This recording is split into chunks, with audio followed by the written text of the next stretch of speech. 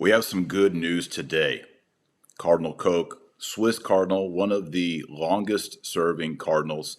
He was a prefect for the dicastery on Christian unity, had an interview 2 days ago in which he spoke about the need for Pope Leo to go back to the policy of Pope Benedict XVI on the traditional Latin Mass. This is piggybacking on Cardinal Burke saying that he recently spoke with Pope Leo. Allegedly, other hierarchs have also spoken to Pope Leo about this. I mentioned it to Cardinal Mueller, and he said that he thought that Pope Leo would go back to something like Summorum Pontificum. We have other cardinals too, like Cardinal Sarah, Cardinal Zen, who would also have voiced they would also like to see a situation where we go back to something like Summorum Pontificum with Pope Benedict XVI, in which all priests of the Roman Rite, of the Latin Rite, had not just permission, but were encouraged to celebrate the traditional Latin Mass, and diocesan seminarians could be taught the traditional Latin Mass, and they could say the traditional Latin Mass when they were ordained. It was a great arrangement, and unfortunately, Pope Francis, with his motu proprio Traditionis Custodes, brought that to an end, and we've seen an increased restriction, almost a suffocation of the traditional Latin Mass in diocesan context. So today I'm going to share with you the encouraging words of Cardinal Koch, and I hope this is a snowball that continues to roll and continues to build Mass. We need more cardinals saying these things. As you know, I've been trying to keep y'all optimistic. Dr. Taylor Marshall says take 2 white pills a day. Here's a white pill. We're going to take the white pill today. You may notice today that I am slightly deformed. If you look at my face, I know a lot of you listen on Spotify and the different audio podcasts. By the way, this YouTube podcast is always made available in audio format on all the different podcast streamers, apps, mediums, whatever you call them. But if you're watching, I have a bit of a facial deformity today. It's my right ear. Look at it. Look at my left ear. Look at my right ear. It is swollen. It is deformed. And here's what happened. I'm going to give you the background because I know people are going to be commenting on it. Yesterday morning, as you know, yesterday there was no podcast. Here's why. Yesterday morning, my wife, Joy, wakes me up. Wake up, wake up. I'm like, what's going on? She's like, you have to drive out to the farm right now. I was like, what's going on? She's like, here's some coffee. You got to go to the farm. She checked the deer cameras. And on the deer cameras were cows. That's a really bad thing because where the deer feeders are is outside the pasture where the cows are. And outside that, beyond that, is 6,000 acres of protected wildlife. That means there's coyotes in there, there's alligators. It's nasty. And if the cows get in there and wander off, we don't ever see them again. They're toast. So I get my coffee, I drive out, I find the cows, trying to, wrangle them in there. This Texas word, wrangle them, And while I'm doing that, something lands on my ear and there's a big sting. I think it was a horsefly. It could have been a hornet. And I didn't think anything about it. And later that day, when I looked in the mirror, I said, what's going on? My ear is huge. So that's what happened. I don't know how long this is going to last. I look kind of like Shrek on the right side. Is that one? This one? Or cauliflower ear? Anyway, kind of cool. I think I can hear better now on the right side. Kind of like a Native American, like I can hear a deer like 500 yards away on the right side because I got the extra mass there. But anyhow, that's what's going on with the face. And I also had an interview this morning about the book Christian Patriot. And I kind of turned the lights down on the right side and kind of tried to keep my head like this during the interview because there's no context. People are saying alligators in Texas? Absolutely. Alligators all over Texas, man. Anyway, got the cows back in. My son Jude, my son Blaze, buddy of theirs, worked on the fence, got the fence repaired. I brought in all the hay, the rest of the hay on the tractor, and It's been a good agrarian life, except for my deformity of my ear. All right, Cardinal Koch. Before I do Cardinal Koch, I want to honor today's sponsor, and it's a really important one. You've heard me talk about it before. It's Gerber Fabric by Gerber Life. And I remember when we had our first child born, we had him baptized. And the priest, during the baptismal, what do you call it, preparation, said, hey, I always bring this up, but you need to get life insurance. And we thought, we're young, we're 23, we don't need to think about that. He said, no, this is the time you think about it when you have your first baby. And we did. You get a will, you get insurance, and that's when we first signed up for term life insurance. And it's not that expensive. And Fabric by Gerber Life has a wonderful program that I want to encourage you to check out. Fabric by Gerber Life is term life insurance you can get done today. Made for busy parents like you, all online, all on your schedule, right from your couch. You could be covered in under 10 minutes. It's very easy to do. I'll show you a little bit of a screen video capture here. As you can see, you just log in, you answer a few questions. If you have kids and you're healthy, this is the time to lock in your rates while they're low. Even if you have insurance through your employer, it may not be enough protection for your family, especially if you leave that job. So Fabric has flexible, high-quality policies for your family and your budget. So I'd encourage you to connect with Fabric. They've partnered with Gerber Life, and they're trusted by millions over 50 years. There's no risk. There's a 30-day money-back guarantee. There's over 1,900 five-star reviews with a rating of excellent. So it's more than just life insurance. They also have digital wills, access to investment accounts to invest in your kid's future, and much more. So join the thousands of parents who trust Fabric to help protect their family. You can apply today at meetfabric.com/Taylor, Taylor. Again, meetfabric.com/Taylor, Taylor. Meet as in MEET, like meet someone, not meat like eating meat, like steaks. MEET, meetfabric.com/Taylor. Policies are issued by Western Southern Life Assurance Company, not available in certain states. Prices subject to underwriting and health questions. Again, very easy to do, under 10 minutes. Protect your family today with Fabric. You can also click the link in the show notes. All right, Cardinal Koch. Here he is, Swiss Cardinal, very active under John Paul II and Pope Benedict XVI. He is 75, so he was involved in the last conclave that elected Pope Leo. And he gave a pretty cool interview. It was in, I believe, German. I got it translated. And they talk about the Eastern Orthodox.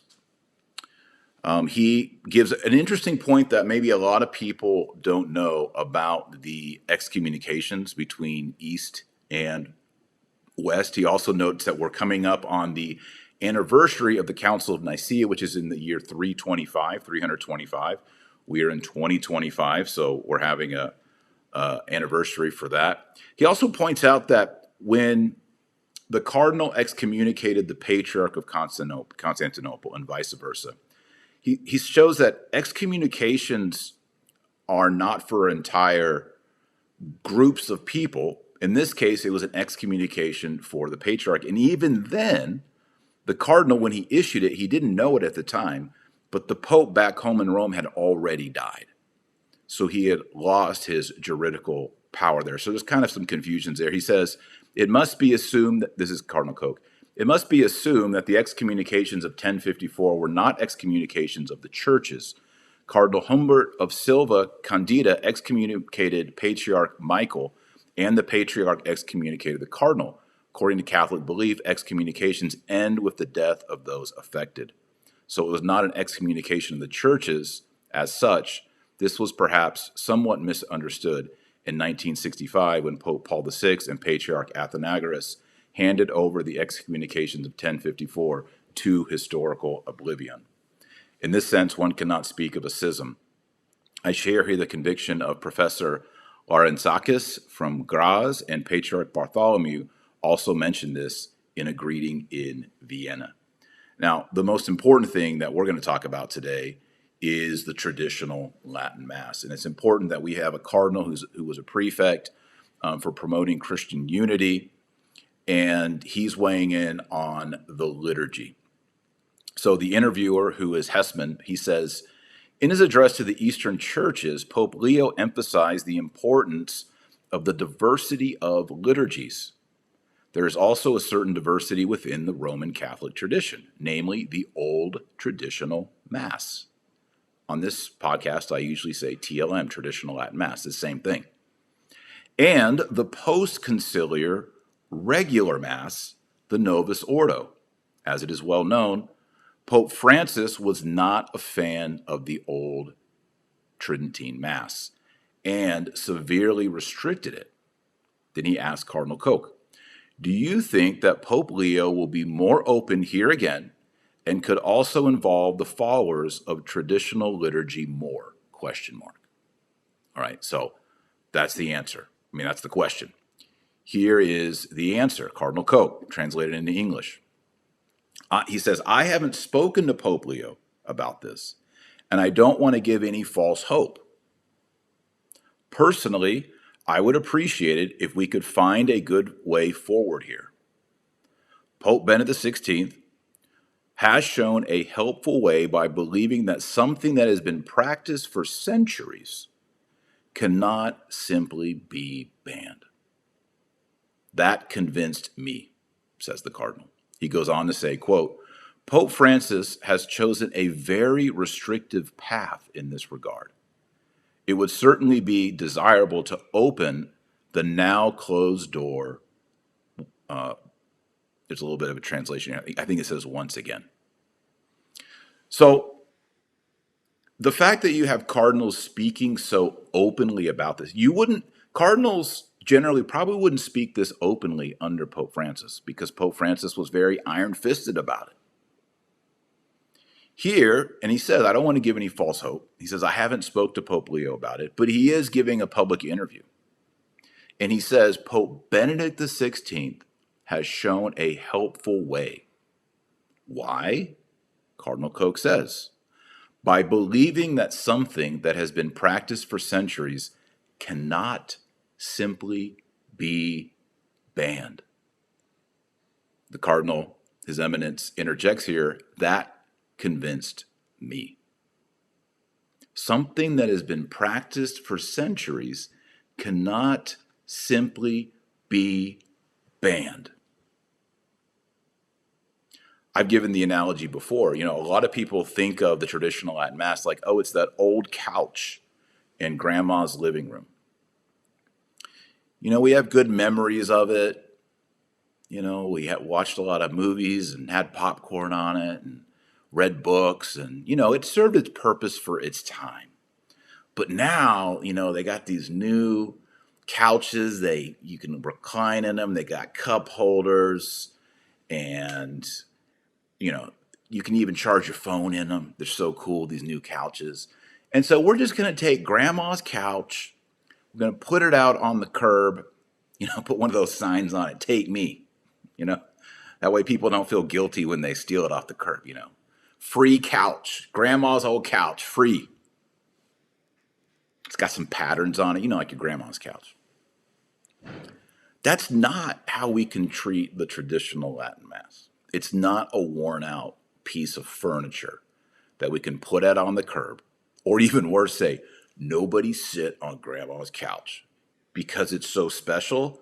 No, because it's dangerous. That's Pope Francis. Grandma's couch. I don't want people getting too into grandma's couch. They get kind of rigid.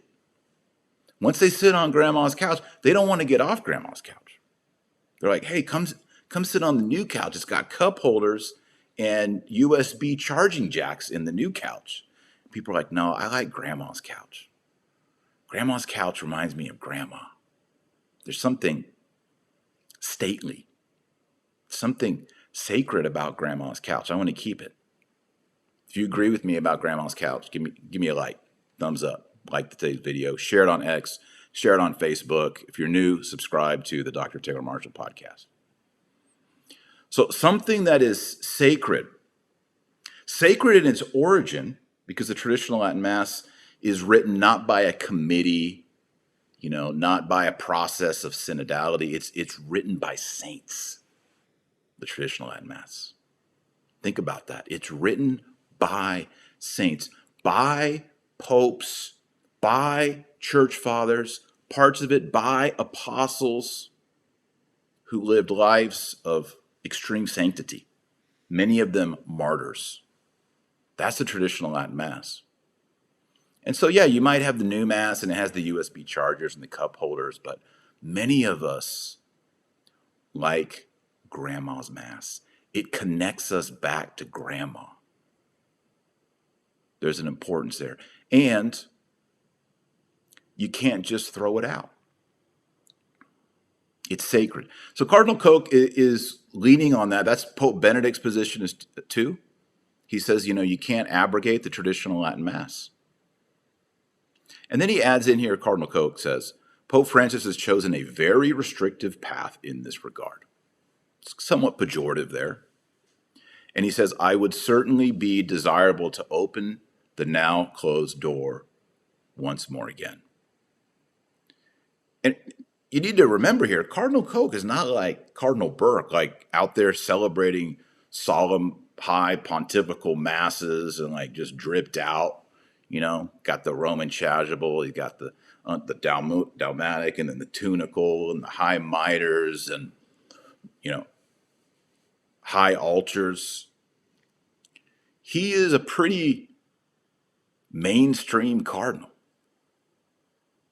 And he's saying the way of Pope Benedict is the way to go. You can't just ban the Latin Mass. You can't just throw it out. That would be like going to the Eastern Orthodox or the Eastern Catholics saying, yeah, the liturgy of St. John Chrysostom, kind of old school Byzantine. And I don't know if you noticed, we're not Byzantine anymore. So we have a new divine liturgy for you. It's got cup holders. It's got USB chargers. You're going to love it. So yeah, if you could just go ahead and start saying that on Sunday, that would be great. That would be unthinkable. And yet, for some reason, in the 1960s, people thought that was a rational approach to the Roman Rite. And I've read Sacrosanctum Concilium. I just don't, you read Sacrosanctum Concilium, that's the document on the liturgy of Vatican II. What they're calling for does not seem to be what we got. I think there was a bait and switch. The Novus Ordo Mass, which was promulgated in 1969, hit the parishes in 1970. That doesn't seem to be what Sacrosanctum Concilium was calling for. In fact, maybe if you looked at the 1965 Provisional Mass, maybe that's kind of, what the council, but, optionitis, where the priest can pick optional penitential rites, and you can, all these crazy prayers of the faithful, and Eucharistic prayer 1, 2, 3, 4, penitential Eucharistic prayer 1, 2, like there is so much optionitis built into the Novus Ordo. And then the almost complete removal of Latin from the liturgy, removal of Gregorian chant. Sacrosanctum Concilium calls for Latin. It calls for Gregorian chant.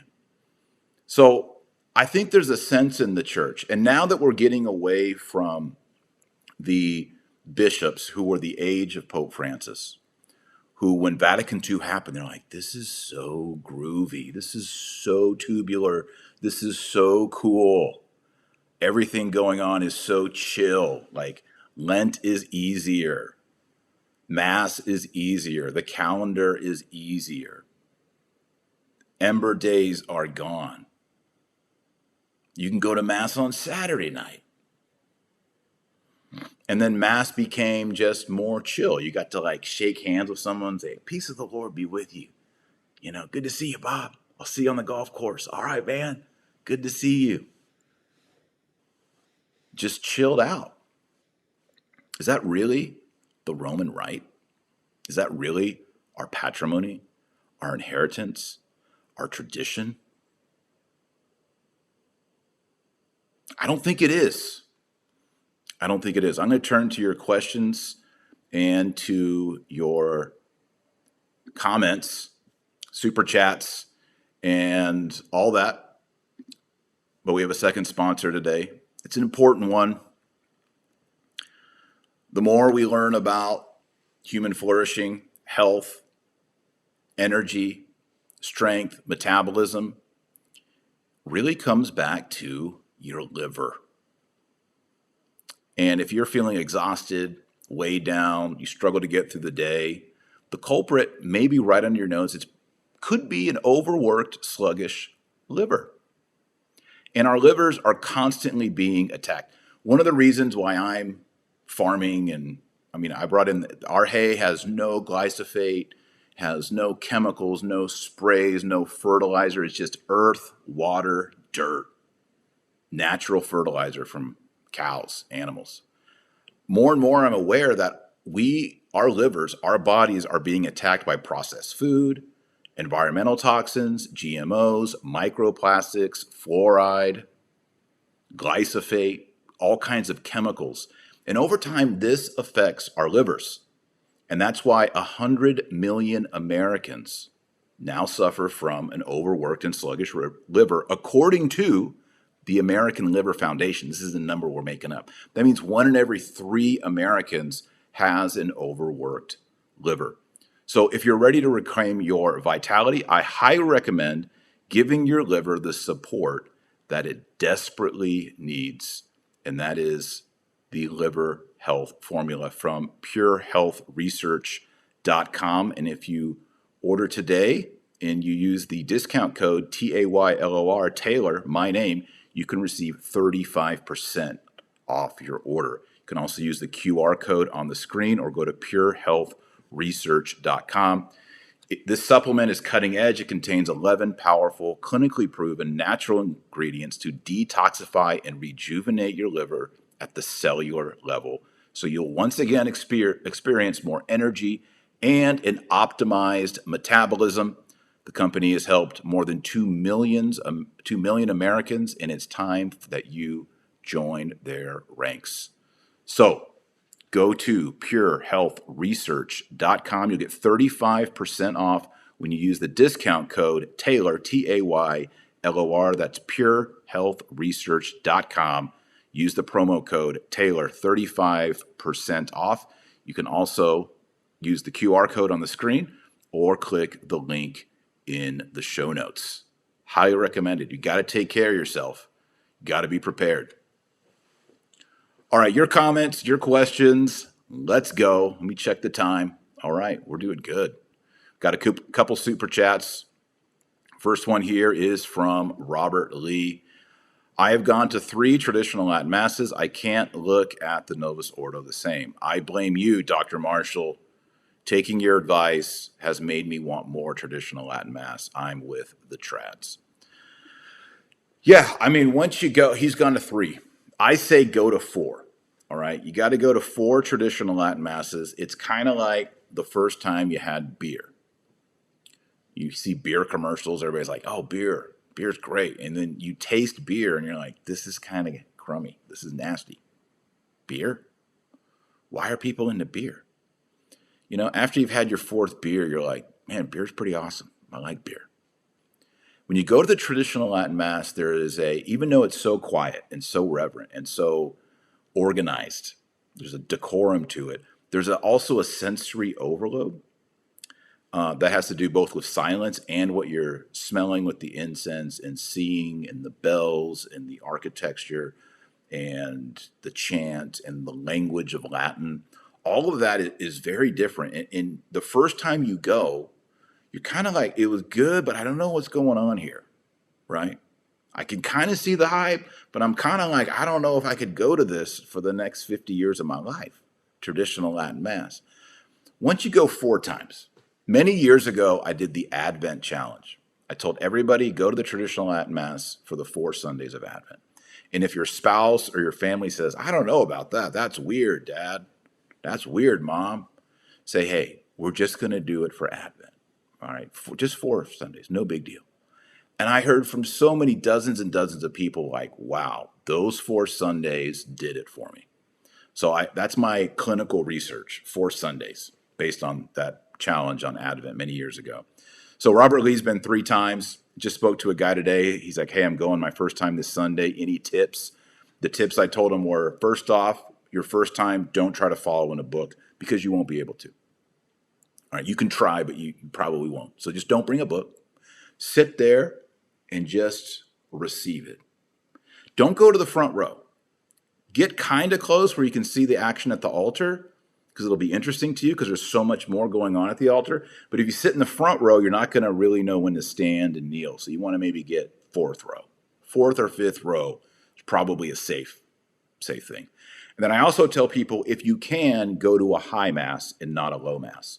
I like low mass and I like high mass. But if you've never been, the low mass is a little bit harder to follow. The high mass, you'll pretty much click and understand what's going on with the high mass. And then the other piece of advice I give people is stay afterwards and try to talk to people. And when you talk to them, say, I'm new, this is my first time. And you'll meet some people. Because a lot of people say, I went to the traditional Latin Mass and nobody talked to me. Why is everybody such a jerk? And sometimes I say, well, no one in church talks. If you go to the traditional Latin Mass, once you go into the church, you're in the nave, you don't talk. You're not like, peace of the Lord, bro. Or after Mass at the Novus Ordo, sometimes it just sort of erupts in conversation. That doesn't happen. The only way you're going to meet someone and talk to someone at the traditional Latin Mass is you have to go outside and look where people are talking or into a parish hall where they have coffee or donuts or something. You have to actually go and talk to them because it's not going to happen in the church. So that's my advice to new people. Robert, glad you're there. And if you blame me, I'm happy about that.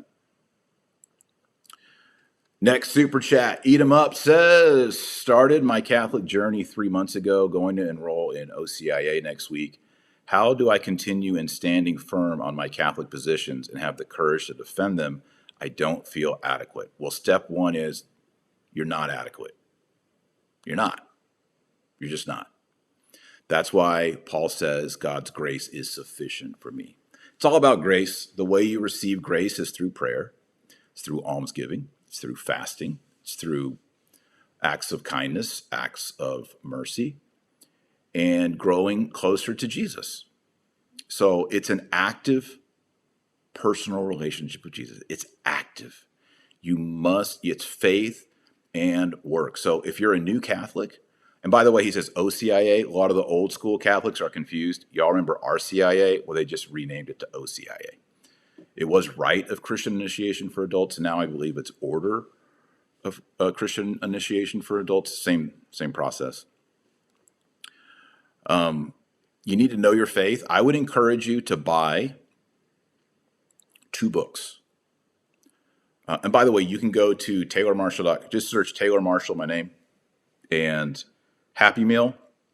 Those are all the books I recommend for new Catholics. It's called the Happy Meal because it's a combo and it makes you happy. Blessed, makes you blessed. I should call it the Blessed Meal. No, Happy Meal's better. Happy Meal. And I think you should read My Catholic Faith. It's a beautiful adult catechism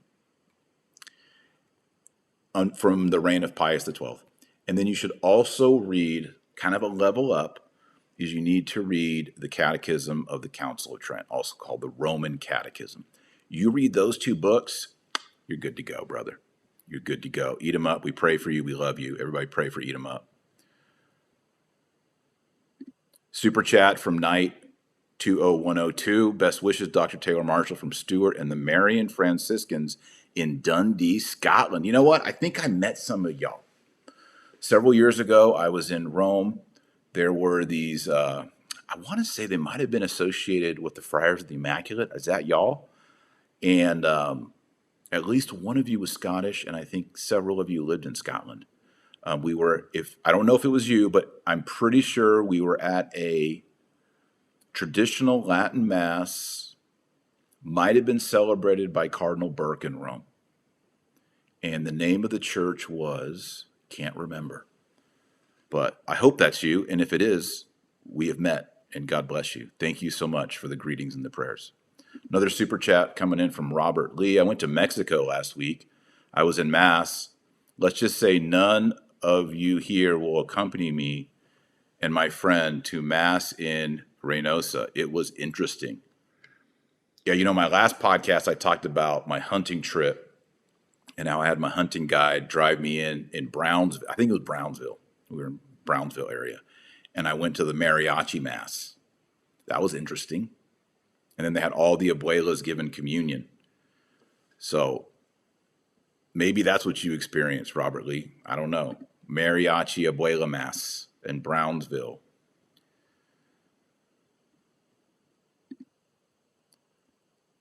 Next one is Anthony. What are the differences between the pre-traditional Latin Mass 1962 Missal and the 1962 traditional Missal? Okay, I think I have a video on this on YouTube. Pre-55 liturgy. And I go through some of those. I'll just break it down for you real quick. The biggest difference is Holy Week. Palm Sunday through Easter is very different. More than noticeably different. And that was initiated by Bugnini and a bunch of, liturgy experts who wanted to make Holy Week more modern, more updated. And they used that as a wedge to then modernize the entire Roman liturgy. So Holy Week was the experiment that was started in 1951. It was finally implemented across the church in 1955. And so the 1962 Missal, which is used by SSPX and Fraternity of St. Peter, that Missal, the 1962 Missal, has doesn't have the Novus Ordo Holy Week, but it has a new Holy Week in it. And so a lot of people like the pre-55 Missal. My favorite Missal is the Father Lassance Missal. It's a 1945, I believe, 1945 Missal. And the main difference is Holy Week, and then also the calendar. You have a lot more octaves. So big feast days would be celebrated for 8 days. So, for example, even in the Novus Ordo, they have an octave for Christmas, an octave for Easter.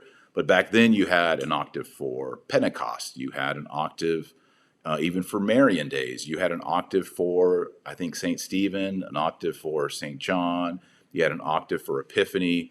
So the feasts were celebrated for 8 days more commonly. That goes back to the Old Testament. In the Old Testament, feasts are celebrated for 8 days, called an octave.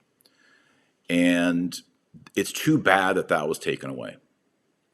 Also, the ranking of feasts. Now you have first class, second class, third class. Back then you had doubles and semi-doubles and all kinds of different distinctions as well. So if you use a Father Lassance Missal or St. Andrew's Missal, anything pre-51, you'll see the way the Roman Rite was for many centuries.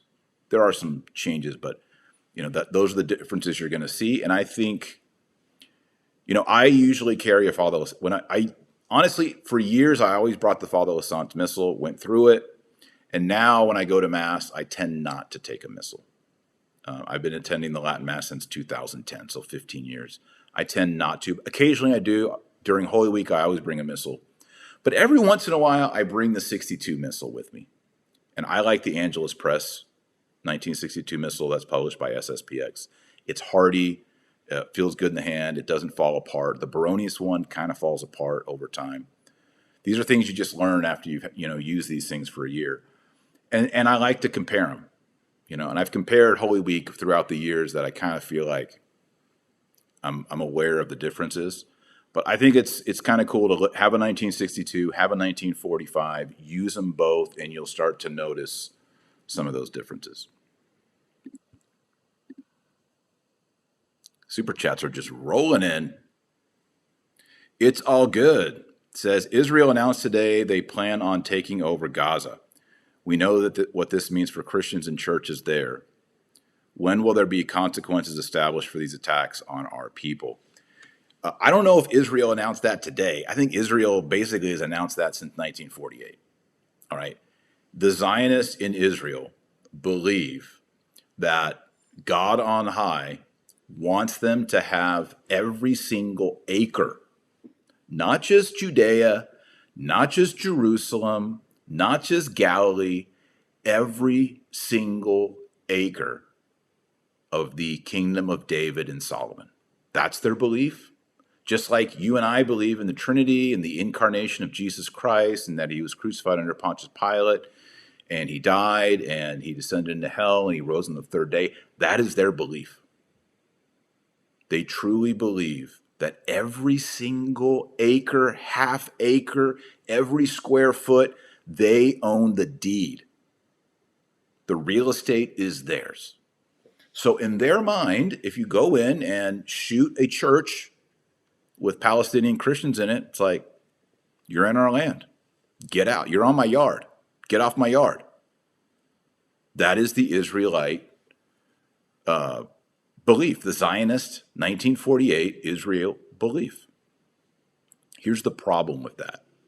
If you watch my videos on dispensationalism, Zionism, if you read the Old Testament, you read Moses in Exodus, Leviticus, Numbers, and especially in Deuteronomy, the promised land is a contingent covenant. If you do not serve me, God says, if you go after other gods, if you do not live purely, and you do not have true faith in me, you lose the land. Moses tells them this.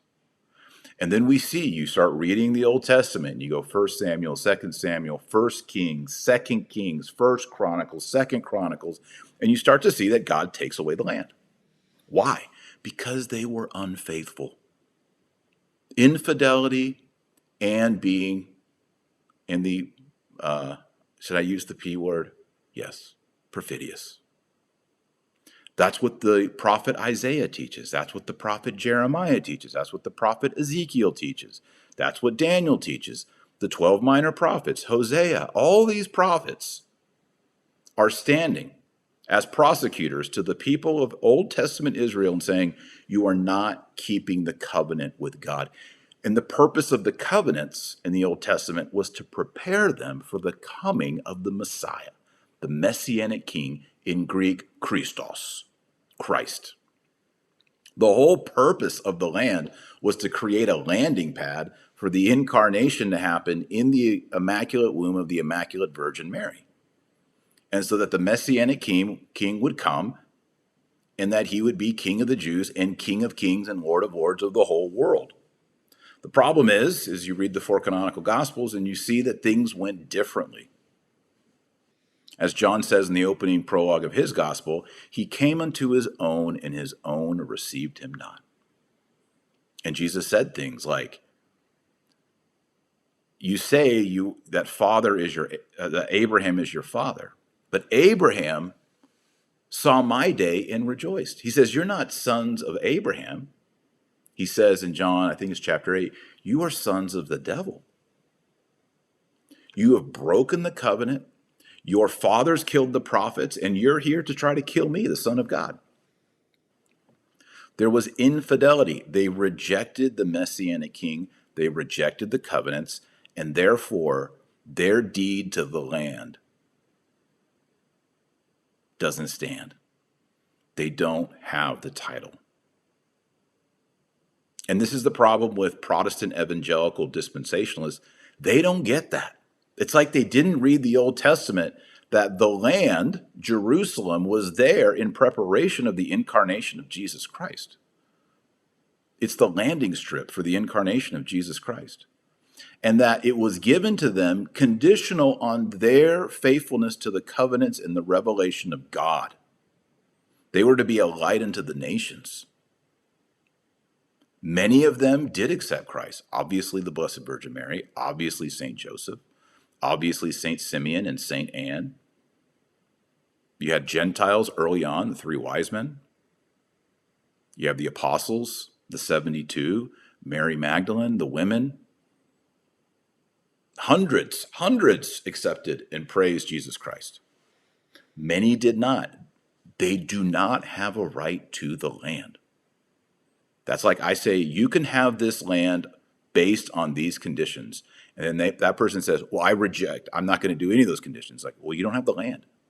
Yeah, but I have the land. You promised me the land. That's not how it works. That's not the Bible. So these followers of the Talmud, these descendants of the Pharisees that Jesus Christ preached against because they were overturning and inverting and perverting the teachings of Moses, they still think, well, by golly, we get the land no matter what. And that's not it. That ain't it. And so they're persecuting Christians there, shooting churches, 2 women killed by snipers, attacked the Eastern Orthodox Church there as well. And they're like, they kind of just put their hands on their hips like, it's our land. Get off. This is why Pope Pius X said, Pope St. Pius X said, the Catholic Church cannot recognize the state of Israel. If they try to create a state of Israel, the Catholic Church cannot recognize it because we believe Jesus is the King of the Jews. And if you reject the king, you've rejected your kingdom. The solution, Pope Pius X says, is we will have priests ready to baptize you when you accept Jesus Christ as King of Kings, Lord of Lords, King of the Jews. Robert Lee says, I believe the Novus Ordo can be fixed. Have priests ad orientem use the music from the TLM, kneelers, hymns in Latin. The problem is that the Novus Ordo depends on the priest. So if the priest is liberal, well, you know. Yeah, optionitis, Robert, optionitis. When you tell the priest, you get to pick the penitential rite, and you can pick the Eucharistic prayer, and you can pick the memorial acclamation, and you can write the prayers of the faithful. You pick. I've used the analogy before. It's like a DJ, you know? And they mix different songs, you know, and they have montages, and you're the DJ, and you just got all these records spinning, and it's what you want it to be. That is not, in my opinion, as a dad on a webcam, that is not the proper mental position that a priest should have at the altar. It's kind of like you can read a novel, and then there's those choose your own adventure novels where it's like, if you want to go into the treehouse, turn to page 73. If you don't want to go in the treehouse and get on a boat and float down the river, turn to page 54, and you kind of choose your own adventure. I don't think the liturgy should be a choose your own adventure. And Robert Lee, you say here, we can fix the Novus Ordo, have priest ad orientem, use the TLM music, use the kneelers, hymns in Latin. That brings up the question, Robert, we'll just have the traditional Latin Mass. Like you're saying, I know how to fix it. That's like saying, I have a Volkswagen. I know how to make it into a Porsche. Okay, how do you make it into a Porsche? Well, you take the engine out of the Volkswagen, you put a Porsche engine in it. Okay. And then you take all the body off of the Volkswagen and you put the Porsche body on it. No, first you have to actually put the Porsche chassis, take rid of the Volkswagen chassis, put the Porsche chassis on it. Then you got to take out the Volkswagen transmission, put a Porsche transmission. What you're telling me is you're going to replace the Volkswagen with the Porsche in order to make it into a Porsche. Just have a Porsche. Why go through all the work of transforming the Volkswagen into a Porsche? But I guess that's why I'm a traditional Catholic. I'm just like, there was nothing wrong with it before.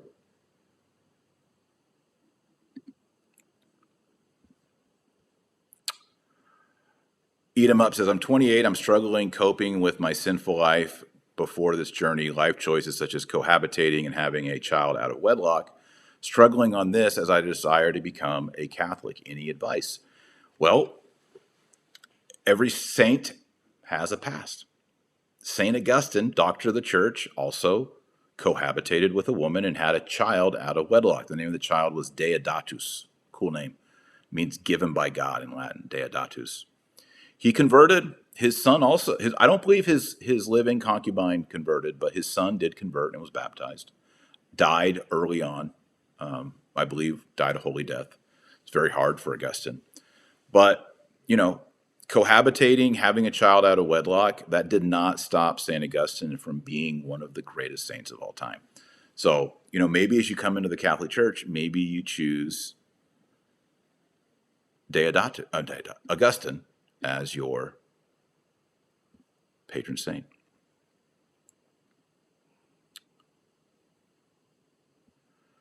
All right, this is Diamond Encrusted Abdullah. He says, I am... Yeah, I'm not gonna... I don't know. It looks like you're saying you're Jesus Christ. Maybe I'm misunderstanding. I don't want to put that up. Chester 604. For someone who has never read the Bible, any idea where I should start? Any particular Bible you would recommend or commentary? Yes, everyone should read the Bible all the way through. Genesis to Apocalypse, Genesis to Revelation. As you say, table of contents to the Bible maps at the back. Read the whole thing. Where do you start? Genesis. Page 1. That's the best way to do it. Are you going to be confused? Yes. Are you going to be like, I don't understand this. Where's he going with this? Why is there another genealogy? What is this in Leviticus with all these sacrifices? And why am I getting the recipe on how to make incense? This is crazy. You just keep reading. I also have a Bible plan that we use in the New St. Thomas Institute, NSTI. I'd encourage y'all to join. That's not the right one. Here we go. Join over at New St. Thomas Institute. There is a link below. You can start for $1. When you start, you will get the Bible in a year. I have a Bible in a year reading program that we've been doing for about 10 years at New St. Thomas Institute. We've helped hundreds of people read the entire Bible. And what I've done is I take a reading from the Old Testament. There's 3 readings every day. And just so you know, in order to read the whole Bible in a year, you need to read about 3 or 4 chapters a day for 365 days, and you'll read the whole Bible. All right, so when you think about it that way, and chapters in the Bible can be pretty short. Some of them get long, but they're not long. 3 to 4 chapters a day for 365 days, you'll read the whole Bible. And every Christian should read the whole Bible. But in the New St. Thomas Institute plan, you have an Old Testament reading, and then you have a Psalms or a Wisdom reading, and then you have a New Testament reading. The reason I did that is if you start at Genesis, you can get bogged down when you get into Leviticus, Numbers. And so I wanted to sprinkle in there a little bit of Psalms, wisdom literature, like Proverbs, and then some New Testament to give you a little variety. So you really have every day 3 readings that you do. And I've broken it up into pieces so that it's 365 days of these 3 readings. So you get kind of a little bit of a Luby's. You know, you get a meat, you get a veggie, and then you get maybe a little dessert, a little, green jello, red jello. You got a little bit of variety on the plate every day, so it's not quite as tedious. So if you'd like to go through the whole Bible, I would love to help you do that. You can do it at nsti.com, New St. Thomas Institute. We've been doing this for 12 years now, and I have 2 online courses. Old Testament course, you can earn your certificate in Catholic Old Testament studies, and a New Testament course, you can earn your certificate in New Testament studies. I take you through every single book of the Bible, all 73, and I walk you through them, and I explain all the Catholic prophecy, Catholic teaching in every book of the Bible: Genesis, Exodus, Isaiah, Jeremiah, Malachi, 1st Maccabees, 2nd Maccabees, Tobit, and then the New Testament: Matthew, Mark, Luke, John, Acts, Romans, 1 Corinthians, 2 Corinthians, all the way to the book of Revelation. So if you'd like to do that with me, I'd love for you to sign up. You can go to nsti.com, learn more about it, New St. Thomas Institute. That's where I teach classes. That's my job. My job isn't YouTube. My job is New St. Thomas Institute. So if you'd like to take online courses, go to New St. Thomas Institute, nsti.com, or there's a link in the show notes, and you can get started taking classes for $1. We have a course on the Latin Mass. We have a course on Church Fathers. We have a course on medieval theology. We have a course on apologetics. We have a course on Thomas Aquinas and Catholic philosophy. What else do we have a course on? We have a course on Catholic view of the end times. So we have, I think, 12 courses in there, and you get all of them when you sign up. So you can do all that on your own time. You can earn certificates in all of these topics at New St. Thomas Institute. So that's a little plug there. I hope you'll join. That's my inner circle. That's, by trade, I'm a professor, not really a YouTuber. And so this is where I teach, New St. Thomas Institute. Super chats are just crushing today. Love to see everybody coming in. It's all good. Any good books on some of the saints and their journey to the faith? Oof, there's so many. There's so many. I think, honestly, now with the internet, if you have like a traditional missal or any missal, following the saint every day, like just checking it in the morning while you get your coffee, like, oh, today is the Transfiguration, or today is Saint Sylvester. He's actually December 31st, but and learning a little bit about that saint. The Father Lassant's 1945 traditional Latin Mass Missal, at the end of it, has a little 2 or 3 paragraph bio, or actually it's more, maybe it's 4 or 5 lines of every saint of the whole year. I think that's actually how I probably learned who most of the saints are, is just looking at that every day. Otherwise, I'd have to give you, a list of 100 books for 100 saints. Anthony Plash, what are your thoughts on the Bishop of New Mexico reinstating a priest who was in a homosexual relationship? I've thought about doing a video on that. And I probably would have, if I hadn't had to go chase cows yesterday and put hay up and get stung on my ear and get a deformed ear, I probably would have done a show on that yesterday. I think it's bad. It's one thing, there are people who struggle with same-sex attraction, and we need to be loving and merciful. We need to tell them that sexual sin is sin, whether it's heterosexual sin or pornography or masturbation or homosexuality. Sin is sin, and Jesus Christ, believe it or not, you should believe it, gives us grace, gives us virtue and power and strength to overcome sin. So that's the message to everyone who struggles with sexual sins. But it's different when you're talking about the clergy. I don't know the full story, but here's a priest who went and lived in a unnatural union and now comes back after, committing this life of sodomy and priestly orders, and he's back now. If you read the early church canons, any priest who had sexual contact, they were removed from the priesthood. They no longer served. And Paul talks about how the clergy should be above reproach and have good reputation. So I think this is a big mistake. It's an infiltration. Here's this guy's back, Diamond Encrusted Abdullah. We may need to block this guy. He says, I am Essa, Jesus Christ reincarnated. No, you're not. I know you have like a new age profile pic and all that. You are not Jesus Christ reincarnated. Moderators, block. That's blasphemy. Please repent. Please find the true Jesus. You are not Jesus Christ. Please repent. All right, we're running out of time here, but I'm going to go in. That's all the super chats. I'm going to jump into the general chat here. Liam, do you support Habsburg restoration? Of course. I know some of the Habsburgs are great people. And of course. I live in Texas. This used to be Habsburg country. You know that, right? Texas was under the Habsburgs. Let's just bring it back. Joey says Daniel blocked the guy who said that he was Jesus Christ reincarnated. Thank you, Dan. I don't know who this nutcase is. Man, that's just wild that you would say that.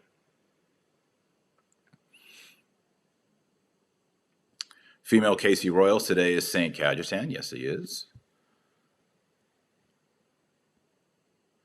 Mary says, what upsets me is Bible-believing fundamentalist evangelical Protestants who say we Catholics worship a piece of bread instead of getting upset. I tell Will Olmsted to go to his Protestant church. No, don't tell him to go to his Protestant church.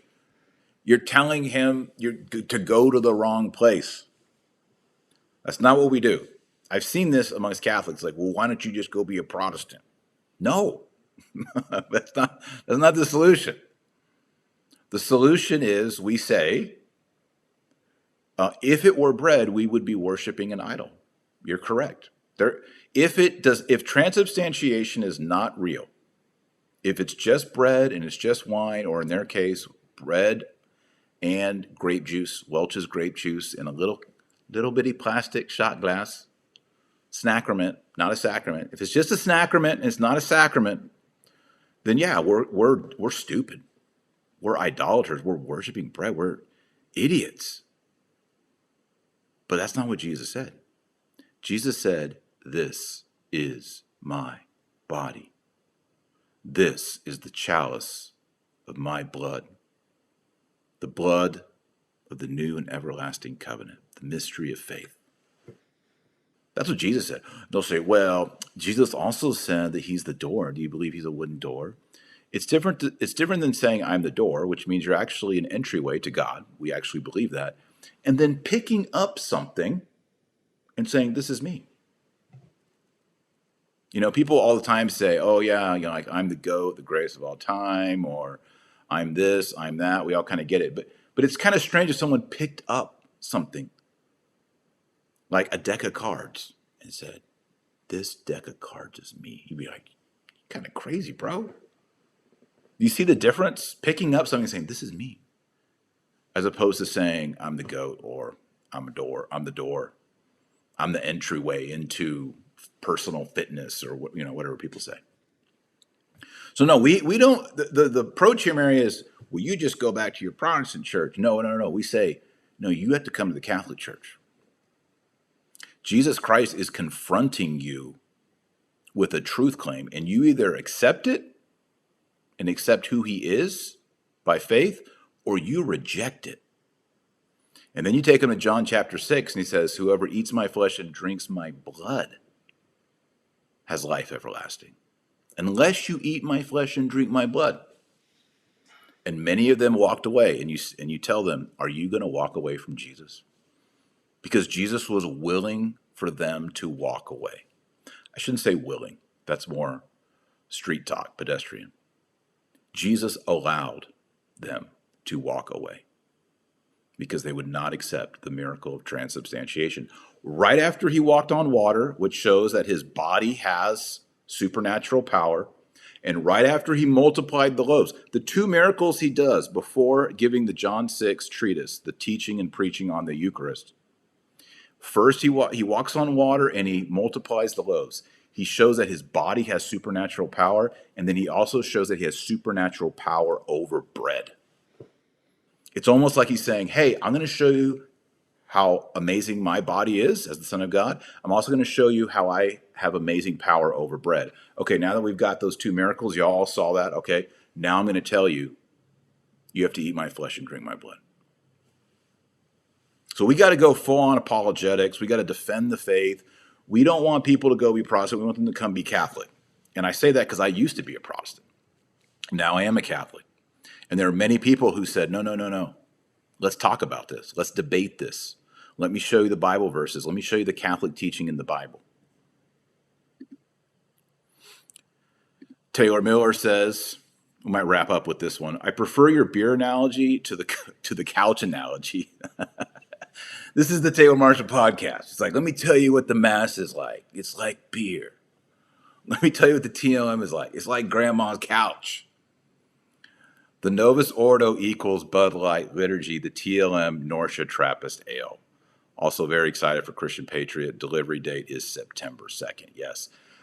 I don't drink anymore.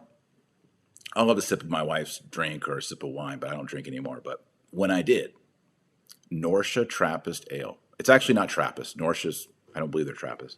But Norcia Ale is amazing. It's so good. I actually went to Norcia.